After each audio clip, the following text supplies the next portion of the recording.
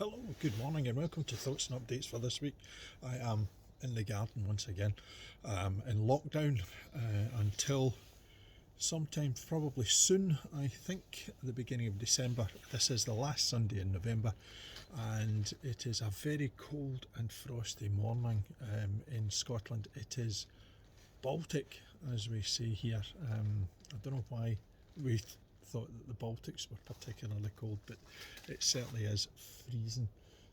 No ice on the roads or on the canal next to us here yet, but certainly there's frost beginning to appear on the cars. So here we are, lockdown, hopefully for the last period of time, as there are things happening over the last week or so, which sees the R rate reduce and also the number of infections reduced as well. So here's hoping that progress is made and we are beginning to make inroads into this virus in a way in which we are allowed to try and get back to some kind of normality. However, if not, then we'll continue doing what we have to do in order to minimise the risk to our loved ones. It's been a great week, plenty of writing this week. I've got back onto the reviewing. There's going to be something like 7 reviews up over the next 24 to 48 hours, including the Royal Conservative Party of Scotland's The Back-Eye, National Theatre of Scotland's Lament for Sheikh Bayou, and also a brilliant piece called The Bus Stop by Lung Ha, the theatre company in Scotland specifically run for people with additional support needs. Brilliant piece that I really did enjoy. Ringside Report this week, been looking at the death of Jim Murray. It's 25 years since he lost his fight for life in the hospitality and in Glasgow, and also how Mr. Trump has been going on about everything he wins a lot, and the pardons he's been giving out. A little piece looking at them. For Talking Boys did the usual fast forward, future history and flashback that went out yesterday, looking at the fights overnight. A draw between Mike Tyson and Roy Jones Jr., which is just as absurd as it was a fight, but also a stunning stoppage by Joe Joyce over Daniel Dubois. That has shaken things very much up. For Scottish Football Supporters Association, I have something that I'm going to talk about in a little while, talk about how the little clubs are struggling with regards to the pandemic and how important they are to Scotland, but also looking at changes that are being made. A Mr. Kettlewell and a Mr. McPake having difficulties at Ross County and Dundee, and Gary Holt being the first person to have found himself leaving the club that he brought so much glory to at Livingston, and the first managerial casualty of this year, and whether or not there should be another casualty at Celtic Park. So sorry, there was a swan that just got into the canal there and made a big noise, and this early in the morning you don't get a lot of big noises around here. So I have a couple of things that I've. First is a dilemma. The second one is not quite a rant, but it probably is close to it. The first one is this.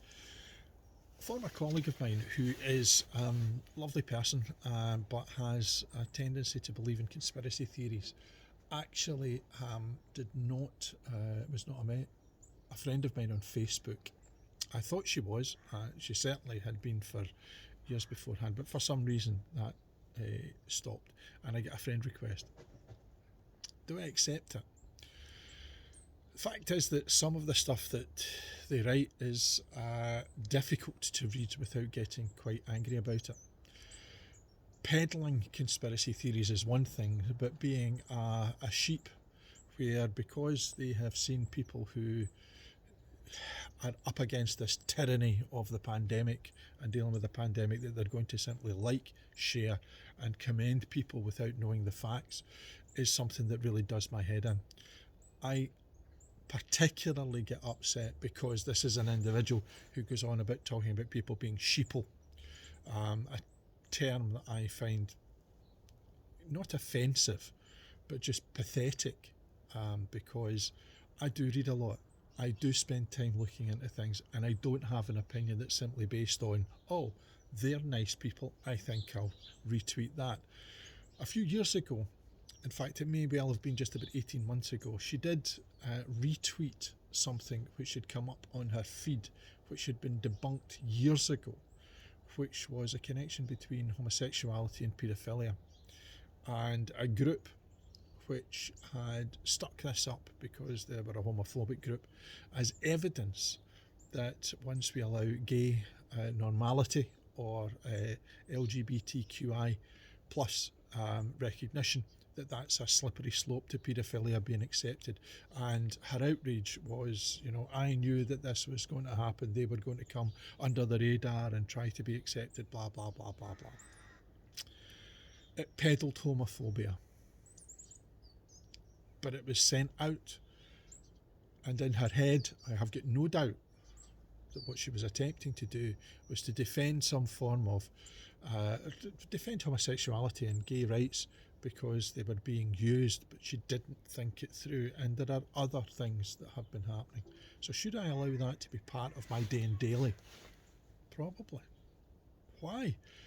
Because by ignoring people and by not having them part of your grouping, what you're doing is you're simply replicating the very behaviour that you believe shouldn't be happening in the first place. You've got an opportunity to try and influence these people.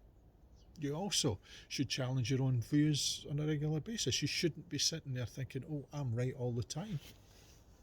And that is something that over a period of time you should always try to make part of your day and daily. I do. I subscribe to magazines that I don't believe in. I read articles from newspapers and from journalists that I don't particularly like. I do so simply because in order to strengthen my own opinions, I have to first challenge them. And one of the problems I have with cancel culture is that we are consistently attempting to find something that's the norm, the mainstream, by trying to get rid of the norm and the mainstream and not trying to influence and develop it into something that's better. That worries me. Also, the way in which people are offended by things. Genuinely, people who are offended is something that should be apologised about. It's not right. But ultimately, at the end of the day, there's also the right to offend. And that is something I think that's just as important. So, the other thing that has been really concerning me this week is the fact that Falkirk have a couple of players in self-isolation. Clyde announced a few players in self-isolation. Albion Rovers have lost points in games because of players put in self-isolation. Aberdeen had players coming back from international duty who had to go in self, and the list goes on. Now, if I take Aberdeen, a Premiership club, out of the other clubs, the Albion Rovers, the Clydes, the Falkirks and so on, the presumption is that the Premier League clubs have the funds with which to have testing. The lower league clubs don't. The opportunity for the Scottish Football Association to get their finger out their backside, their head out of it there, and try to show some kind of leadership has been there and been lost time and again. I say that in the full knowledge that this is new. This is not something we've faced before. And not only that, we have people who are doing their utmost and their best. Of that I am absolutely sure. But the difficulty here is that when you set yourself up as judge and jury, as they did over the Aberdeen 8 or the Celtic player who hopped on a plane to Spain for a weekend, then you are hidebound to having to deal with when you break the rules. How do you sanction yourself? How do you, when you come across as some kind of belligerent headmaster, then have to take the hit when you're the ones who've got it wrong? And it is that arrogance, it's that being apart from the rest. I don't care how many times I hear that it is a membership organisation. It doesn't operate as a membership organisation. Often it is the judge dread of Scottish sport. Judge, jury and executioner.